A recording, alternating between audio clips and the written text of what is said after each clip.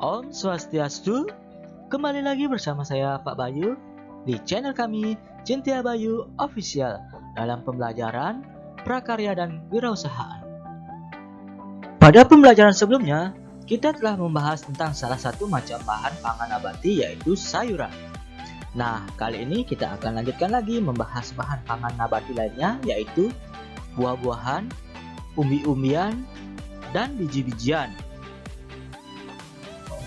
Buah-buahan. Selain sayuran, Indonesia juga kaya akan buah-buahan.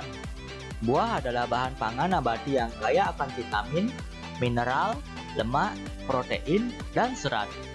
Selain itu, setiap jenis buah mempunyai keunikan dan daya tarik tersendiri, seperti rasa yang lezat, aroma yang khas, serta warna atau bentuk yang mengandung nilai estetis. Kualitas buah-buahan yang baik.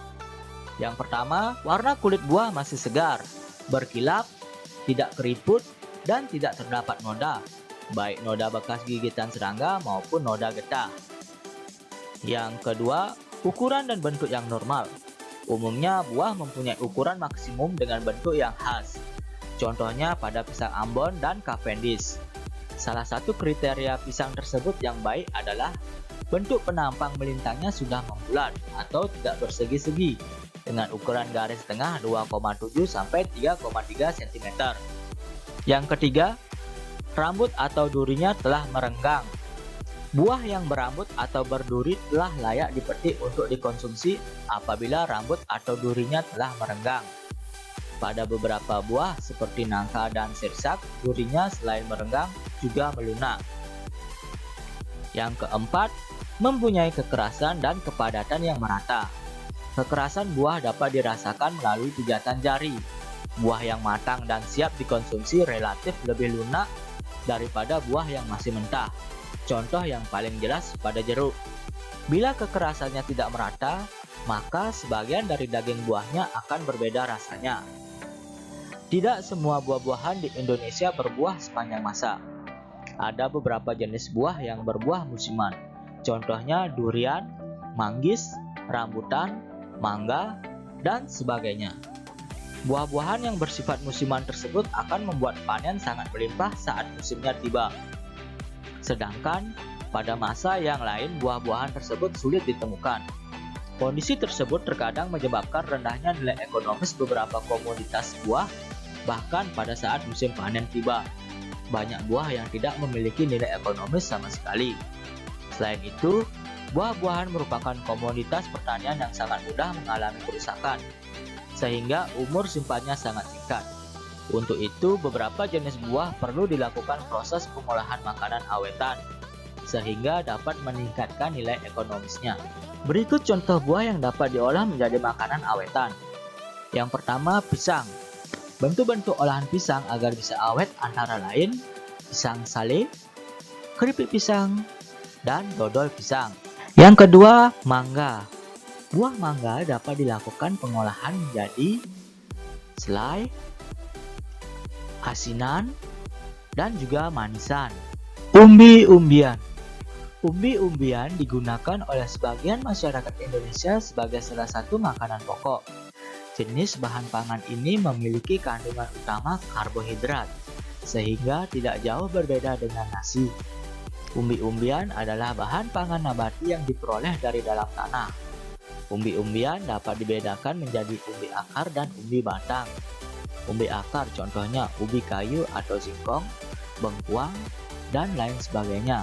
Sedangkan umbi batang contohnya kentang, gandum, dan lain sebagainya. Kualitas umbi yang baik. Yang pertama, tekstur keras dan kulit yang mulus. Memilih ubi dengan tekstur keras dan kulit yang mulus sangatlah berguna untuk mengecek busuk atau tidaknya umbi yang Anda pilih.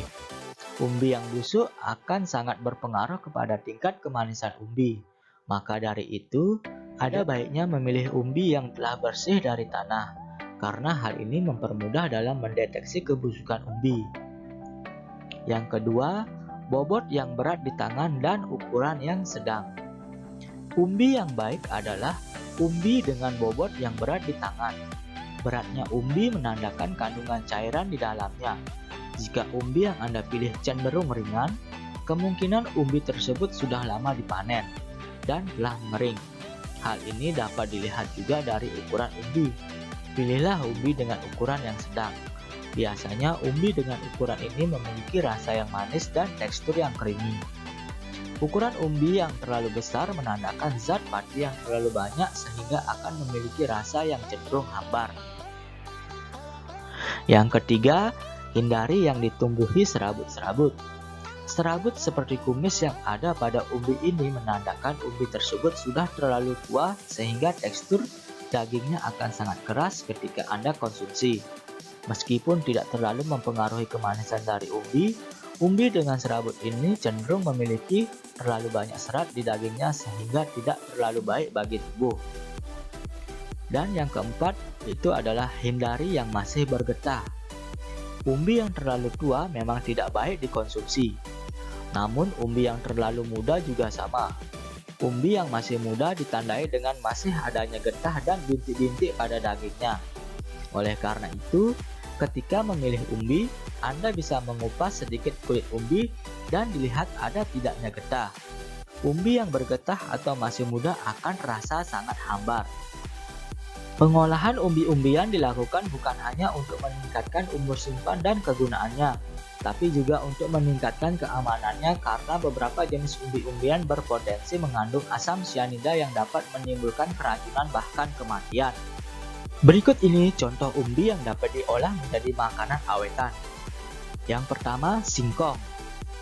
Bentuk-bentuk olahan singkong agar bisa awet antara lain keripik singkong, tape singkong, dan tepung tapioka. Yang kedua adalah ubi jalar ungu.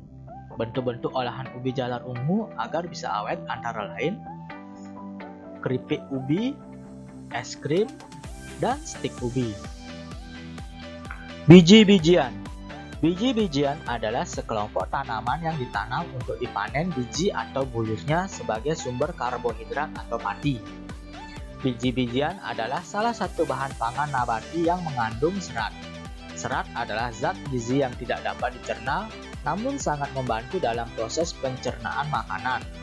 Beberapa jenis biji-bijian berserat yang baik dikonsumsi untuk kesehatan diantaranya wijen putih, kacang merah, kedelai hitam, kacang mete, beras merah, kedelai, jagung, dan sebagainya. Kualitas biji-bijian yang baik, yang pertama, terlihat segar, permukaannya licin, tidak berkerut, dan tidak berlubang. Yang kedua, tidak bertunas. Dan yang ketiga, tidak berbau asam dan tidak berlendir. Berikut contoh biji-bijian yang dapat diolah menjadi makanan awetan. Jagung. Bentuk-bentuk olahan jagung agar bisa awet antara lain dodol jagung, pati jagung, dan emping jagung. Terima kasih saya ucapkan kepada kalian yang sudah menonton video ini sampai akhir, dan semoga video ini bermanfaat untuk kalian. Jika ada salah-salah kata dan penjelasan yang kurang jelas, saya mohon maaf. Dan akhir kata saya ucapkan terima kasih. Om Santi Santi Santi Om.